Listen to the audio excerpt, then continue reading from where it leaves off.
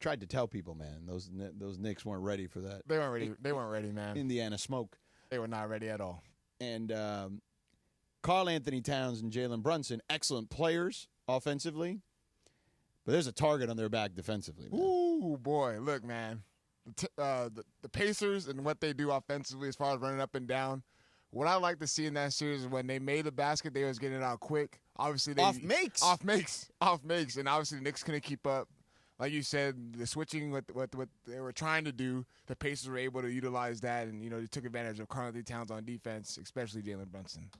Yeah. Well, I told you guys this last week. I said, look, once Indiana had a 3-1 lead, and they were going to go back to New York, I didn't think New York would quit. I figured that unlike Minnesota, who clearly did not show up to try and win their last game to take it home again, on the other hand, New York was playing at home. All the A-list celebrities were out. The buzz was real. And the Knicks were going to go out and they were going to give you everything they had. And by the way, for Indiana, they could take their foot off the gas a little bit. They had a 3-1 lead. And, hey, I'll go home. I'll win it at home, no problem. And, George, I'll tell you that on Saturday before that game, I thought to myself, well, hey, smart guy, you've been saying all along, Knicks will win in New York, Indiana will go home, and they'll win easily. Line was like 5.5 in that game. So you know what? I said, screw it. I'll take the Pacers. I'll put my money where my mouth was. Mm-hmm. To Funchy, real quick. Let me ask you ball knowers a question. Oh, okay. Okay? Ball knowers. Ball knower universe. Mm-hmm. I want Indiana to win the finals. Yeah, not going to happen. But, right.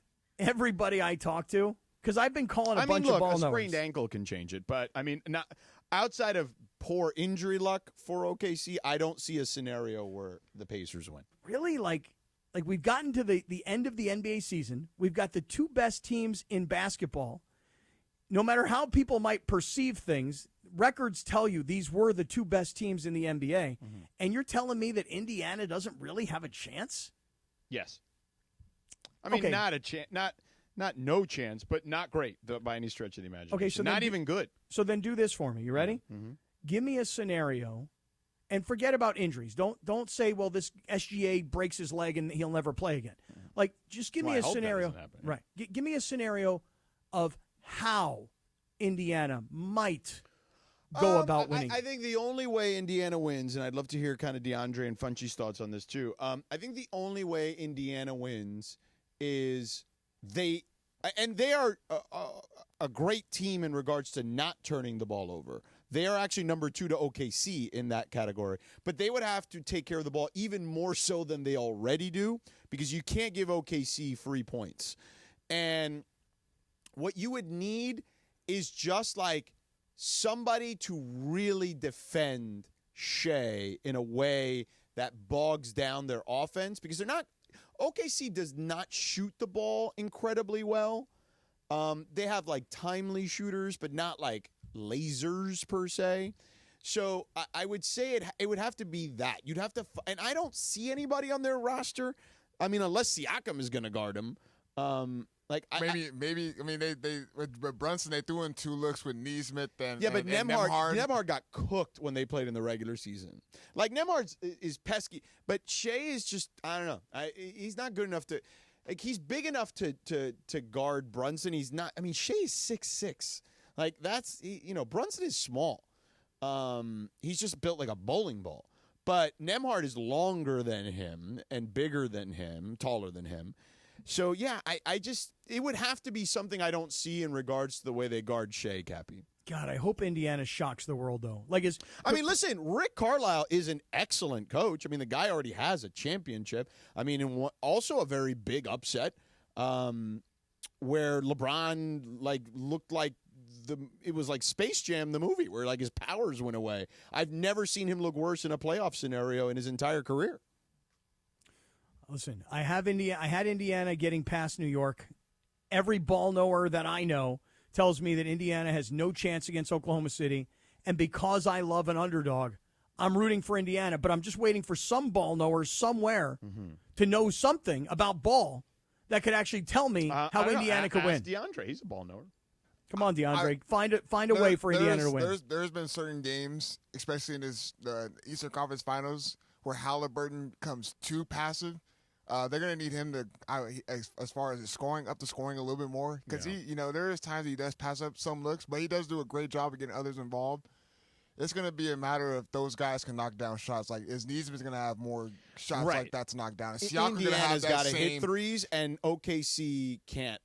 Right, has to be bad. Is Siakam going to have another series where he's scoring really well like that, but able to do damage on the other end? As Miles Turner, I mean, it's going to take a whole collective group where the Thunder that that Shai's going to get his, and then others are going to eat. Yeah. All right, let me ask you guys this question: When Big Perk said that Minnesota would be lucky to get one game, and he was right.